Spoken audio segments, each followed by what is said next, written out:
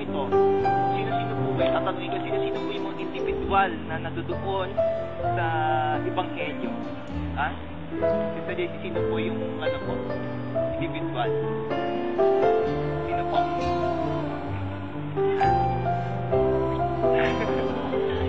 Yan, tama yung Brother Greg. Disciples. Una, disciples. Sino pa?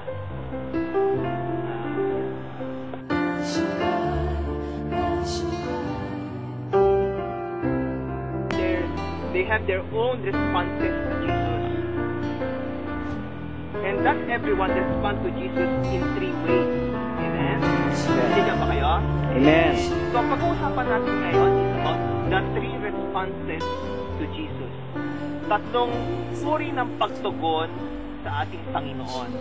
The 3 responses of Jesus. Base dito sa tatlong klase ng individual na pinag-usapan natin. The disciples. Or yun yung kagaya ng mga disciples. They are committed. Ang mga disipulo na ito ay committed.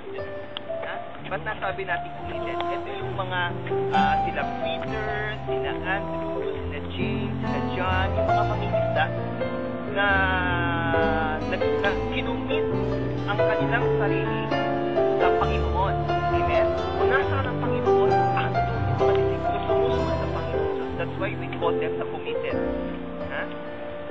They are the one who answered the call to follow Jesus. They are the one who answered the call to follow Jesus. Follow me, and I will teach you how to catch. I will make you fishers men. Sabi ng Panginoon. So the disciples are the committed ones. Amen. And these disciples were sent by Jesus to preach the gospel. Okay, so ito po yung mga disipulo, ito po yung mga tinatawag natin the committed. Talaga kung nasaan ang Panginoon, doon sila.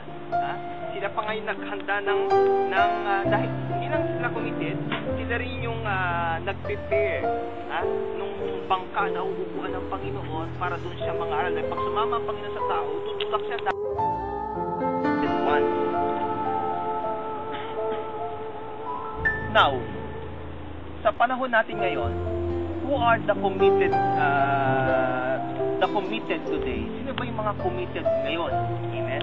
Siyempre, dalhin natin ngayon sa ating kapanahunan. The committed one. Sino ba itong mga committed one? Ito yung mga the one who make up the church.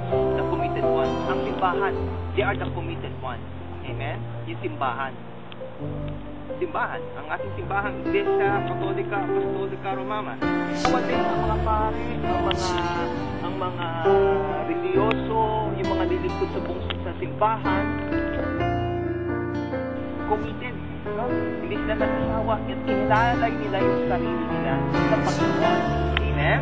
Susunod niyo ako? Amen. So they are, yung tinatawag nating celibacy, committed. They committed their life towards committed kami to our family. Tandaan natin, ang family is the small church, domestic church, ang family. Ang commitment namin, hindi dun sa simbahan, ang commitment namin doon sa aming pamilya. Dahil yung pamilya namin, yun ang aming tuturuan na lumago at malapit sa Panginoon Diyos na buhay. Amen? Sundan niyo ako? So, the commitment namin kasi yung feeling, nawawala. Pagkalbawa, magkasintahan sila, feeling niya, mahal niya. Diba? Feeling niya, paano pag nakakita siya ng ibang maganda? Yung feeling, nawala na yung feeling. Nawala na. Kasi feeling, pag-commit ka na, kahit makakita ka ng Miss Universe, hindi na mababago kasi nakakommit ka na sa iyong pamilya. Ganun din ang pare. Hindi mo na pwedeng tuksay ng pare dahil nakakommit na yan sa Panginoon. That is commitment. Kaya yung commitment, napakahalaga. Amen? Nasusundan niyo ako? Amen. Amen. Palakpakan na Panginoon. Sa tingin mo, mag-i-exist pa yung simbahan ngayon? Let's say 12th century, ayaw na namin commit. Hindi, wala na tayo ngayon. kung sa gawain ng Panginoon, kung si Brother Mike hindi siya nag-commit para itayo ang gawain ng Panginoon, ang mga naglilingkod sa ubasan, hindi nag-commit, kayo hindi kayo nag-commit, wala itong gawain ito. Walang magpapalakas sa atin, walang magbibigay ng magbibigay sa atin ng advice. Feeling lang natin, feel ko natin, feel ko lang ganon.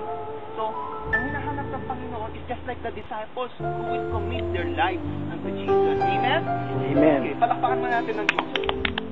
Kasi maraming tinatawag nating active. Active. Kasi there's a big difference between an active Christian and a active. Ang hinahanap niya, yung committed. Pag sinabi mo committed, rain or shine, ando doon. Amen. Matinding pagsubok sa buhay, sa gawain. Dahil committed yung life mo, hindi talaga malilipat.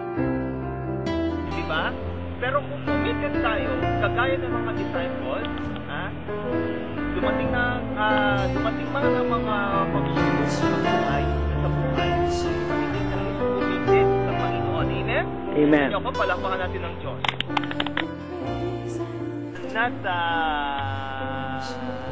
Shall not win against it. Hindi matitingnan kahit ang pintuan ng impyerno ang simbahan. Amen? Dahil inilagay niya ang commitment kay San Pedro bilang unang Santo Papa. Amen? Amen. Palakpakan natin ng Diyos din. Okay, ano pa yung susunod? Ano yung isa pang individual na nakita natin? Susunod sa klase ng individual na nakita natin sa gospel? The great multitude. Amen? Diba? The great multitude. Ito yung mga meron. Mga meron. Okay? O kaya mga usi. Looking for healing. Ha? May mga taong curious. Meron daw doon nagpapagaling. Tara, punta tayo. Meron nagpapagaling. Idaya. Tingnan nga natin kung totoo.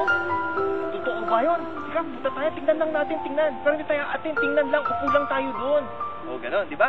Curious yung iba. Curious. Yan, sa gawain ng Panginoon, maraming curious yan. Di ba? Curious nga. Tingnan nila kung sino lang totoo. Kung sino yung, di ba? Curious. Di ba? Sindarating. Ya? Yung iba gusto lang makakita ng miracle. Something na,